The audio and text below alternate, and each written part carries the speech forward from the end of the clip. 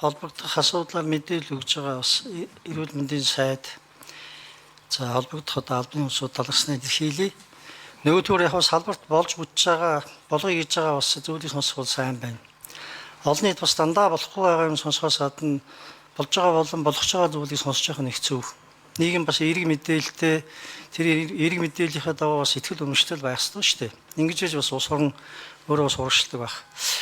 Би Бачмар сайдын өгсөн мэдээллүүдээр нэг чухал зүйлийг их олж урагч байна.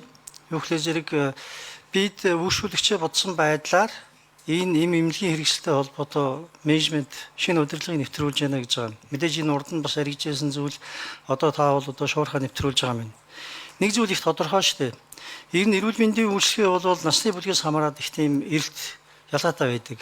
Бага насны хүүхэд болон ахмадуудад эрүүл мэндийн үйлчлэгээ нэмэгддэг. Энэ хүн ам зүйн их онцлог л доо. Тэгээ энийг дагаад бол өрхийн эдийн засаг тийм үү эсвэл тэтгэврийн насны хүний тэтгэврт ингэ нөлөөлдөг. Их хавлан сайд сууж их хавлан сайд бол сайн мэдж байгаа ахмадуудын ер нь тэтгэврийн 30-35% нь бол эми хэрэглээр рүү явчихдаг байхгүй юу. Ингээд ирэхээр зэрэг бид эмийн хэрэгслийг саяны хэлсэн сонголттой болгож чиглэсэн энэ менежментийг нэвтрүүлэх ёстой. Одоо байгаа эмнэлгийн хэрэгслийн тухай хуулиар бол бид чинь сайн стандарт нэвтрүүлнэ гэж бодсон байх л да. Үндсэндээ бол энэ сонголтыг бол хязгаарлаа хийсэн зүйл оруулчих тэр зүвийг бодж л хийсэн байх.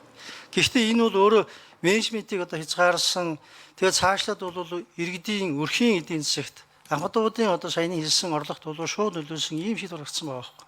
Та сая өөрөө хэлж гин хавдрын тодорхой эмчилгээтэй холбоотой тэр эм нь өөрөө хоёр эмнэлэг хоёр өөр үнээр худалдаж авч яана гэж байна шүү дээ. Нэг эмнэлэг нь сая 700-аар нөгөөх нь 3 сая 500-аар худалдаад авсан гэж байна. Энэ бол тэнд менежмент алдагдсны бас сонгодог жишээ. Гэтэл цаана бол сонголтыг бий болгоно гэдэг бол өөрөө их чухал. Бид бол өндөр стандарт тавьдаг сайн. Гэтэл тэр стандарт бол Сингапур, Япон болон Солонгос хэрэгжиж байгаа байхгүй. Энэ гурван улс чинь өндөр хөгжилтэй орон цаана ажиллах хүчнийх нь шинэ цалин хөлснийх өндөр байдаг учраас эмийнх нь нөртөг өндөр байхгүй. Технологийн түвшин сайн байх л да. Гэтэл яг технологийн түвшин ижил мөртлөө ажиллах хүчний хувьд бол хөдөлмөрийн үлс нь бага учраас эмнэлгийнх нь шинэ эмийнх нь үн бага байдаг улсууд байгаа байхгүй. Энэ тийм байна. Маш өндөр технологийн үйлдвэрлэлтэй эми бид бол хэрэгэлдэг тийм ээ. Цаана бол Европын улсуудыг хэлэх юм бол Унгар байна, Словен байна. Хамгийн өндөр түвшний эмийн үйлдвэрлэлтэй улсууд шүү дээ. Турк байна. Гэтэл тэнд бол тодорхой юм. Солонгосоос авах хэрэгтэй юм бол эмээс хоёр дахин байхад бид авч чадахгүй ийм хуулийн нөхцөл байдалтай байж байгаа. Ихлээр зэрэг энийг бол та бүхэн бас сайн мэдчихэж байгаа юм байна. Бас энэ чиглэлээр бол тодорхой бодлого барьж байгаа юм байна. Би бол шинэ талархалтай байна. Иргэдийн нэрийн өмнөөс за мэдээж хэрэг би ч гэсэн бас хэрэглэгчийн хувьд бол талархалтай байна. Тэгэхээр энэ дээр бол та бүхэн бол мэдээж шаардлагатай бол хуулийнхаа төслийг оруулж ирээч. Бид энэ хуулийн төслийг шаардлагатай бол шуурхад дэмжиж.